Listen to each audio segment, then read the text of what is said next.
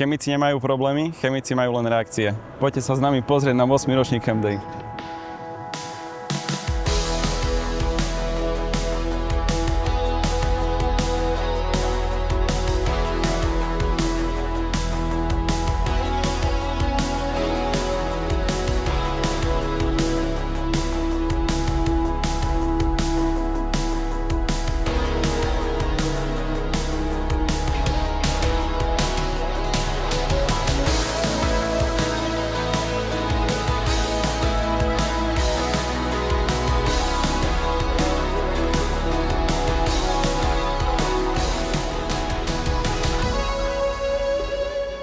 Dobrý deň, moje meno je Mark, som študentom chemického inžinierstva.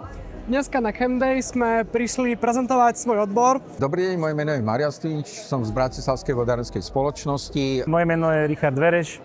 Ja som sem prišiel zastupovať firmu Evonik Fermas. V Centre experimentálnej medicíny Slovenskej akadémie vied sa venujeme viacerým oblastiam výskumu, či už z oblasti farmakológie, toxikológie alebo biomedicíny. Náš stánok predstavuje inžinierský program biotechnológia. Doniesol som takýto stroj. To je vlastne moja bakalárska práca a to je reaktor na výrobu pukancov. Ja zastupujem laboratórium Bratislavskej vodárenskej spoločnosti. Sme vlastne firma, ktorá vyrába produkty na báze fermentácie. Náš tým sa venuje tzv. In vitro toxikológii, to je teda toxikológia, ktorá sa zameriava na nájdenie náhrad, na testovanie na zvieratách. Projekt je zameraný vlastne na to, aby sme pripravovali džúsy, ktoré sú zdravšie, pretože vlastne obsahujú menej cukru, sú menej sladké.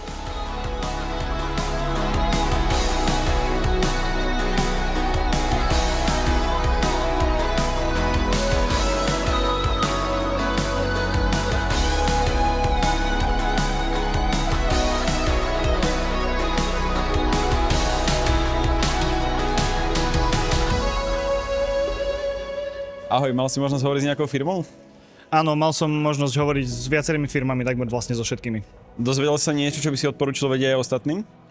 Odporúčil by som, aby prišli na ChemDay. Aký je tvoj obľúbený prvok a prečo? Zlato.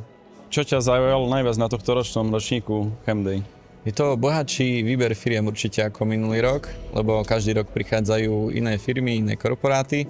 A to je vždy niečo také, čo okvetní, opestrejší ten ChemDay celý. 8. ročník ChemDay nám končí, workshopy sú ukončené, prednášky sú odprednášané, firmy sa pomaly sťahujú, tombola bola vybavená a my sa sťahujeme s vami preč a tešíme sa len na ďalší rok, čo bude 9. ročník, ktorý bude o to väčší a o to lepší.